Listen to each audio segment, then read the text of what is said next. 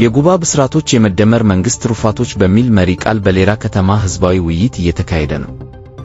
በስልጤ ዞን በምዕራብ አዘርነት በርበሬ ወረዳ በሌራ ከተማ የጉባ ብስራቶች የመደመር መንግስት ትሩፋቶች በሚል መሪ ቃል የስልጤ ዞን ብልጽግና ፓርቲ ጽሕፈት ቤት የዲሞክራሲ ባህል ግንባታ ዘርፍ ኃላፊ አቶ አማን ከድር፣ የወረዳው ዋና አስተዳዳሪ አቶ ራህመቱ ሹክረቶ፣ የወረዳው መንግስት ዋና ተጠሪ አቶ ነጅሙዲን ኪያር በተገኙበት የህዝብ መድረክ እየተካሄደ ይገኛል።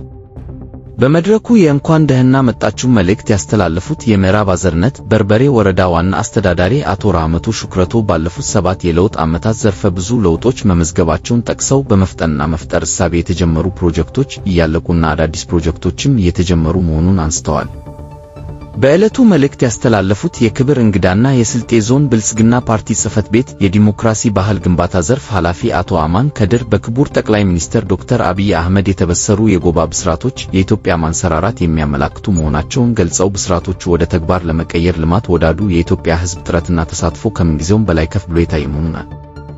በዕለቱም የስልጤ ዞን ብልጽግና ፓርቲ ጽሕፈት ቤት የዲሞክራሲ ባህል ግንባታ ዘርፍ ኃላፊ አቶ አማን ከድር አወል በወቅታዊና ሀገራዊ ጉዳዮች በወረዳው ከተማ ልማትና ኮንስትራክሽን ጽሕፈት ቤት ኃላፊ አቶ ተማም አወል በተፈተና ባልተፈቱ የመልካም አስተዳደር ጉዳዮች እንዲሁም የቀጣይ አቅጣጫ የያዙ ሰነዶች ቀርበው ውይይት እየተደረገ ይገኛል። በመድረኩ ላይ አመራሮች፣ ከሁሉም ማህበራዊ መሰረት የተወጣጡ የከተማው ነዋሪዎች፣ የሃይማኖት አባቶች፣ የሀገር ሽማግሌዎች፣ ወጣቶች፣ ሴቶች፣ የንግዱ ማህበረሰብ ተገኝተዋል።